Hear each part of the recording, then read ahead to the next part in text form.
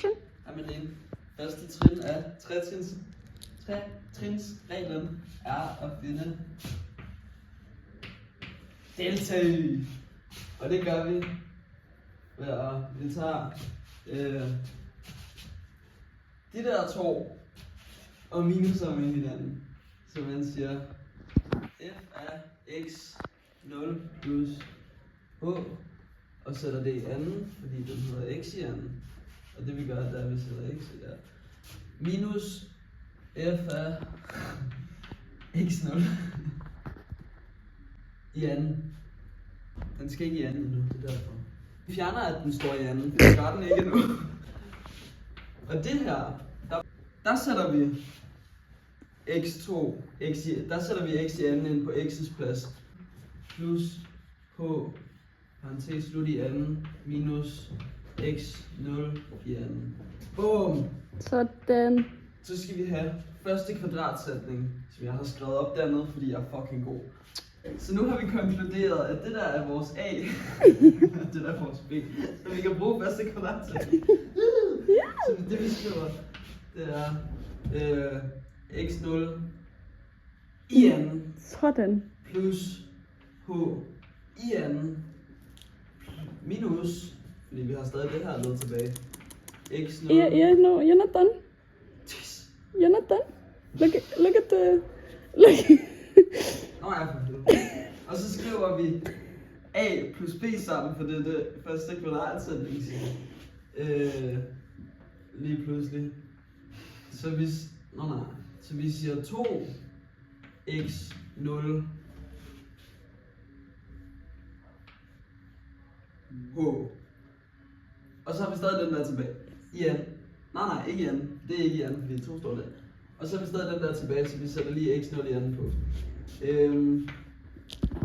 Og det vil... Så fordi at der jo er et skjult plus her med den her x0 2, det her, og der er et minus over ved det her x0 2, så går de simpelthen, så knækker man sit kridt, og så går de ud med hinanden. What? Og så når man at sige hn plus 2x 0h, som det egentlig bare er delta y. Sådan. Det var første trin af tretrinsreglen. Mm-hmm. Anden trin. Boom. Nu sætter vi delta y over h.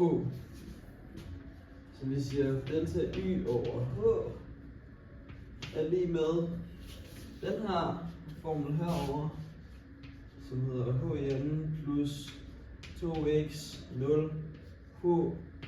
Og så sætter vi det over h. Ja, så er det jo egentlig bare at kode det sammen. Så h går ud med h, fordi det gange h til nemmer. Her så står der jo h gange h. Så det vil sige, at vi har 2 h'er her, så den ene forsvinder. Der kan være sådan der med den der. Så det vil sige, at det vi har tilbage, det er h plus 2x 0. Og det vi så gør til sidst, det er, at vi vil lade h gå mod 0. Så vi siger lim h pil 0. Og i den her parentes, der sætter vi bare det her ind. Så vi siger h plus 2x 0. Og så sætter vi lim ind. Og så sætter vi 0 på h's plads, fordi det er det, man gør. Så man siger 0 plus 2x 0. Og det vi så får ud af det der, det er så endelig vores F-mærke.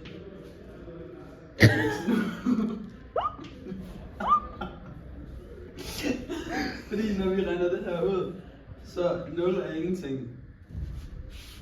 Den der forsvinder bare. Så det vi har tilbage, det er 2x, hvilket faktisk er tilfældigvis det, der står deroppe.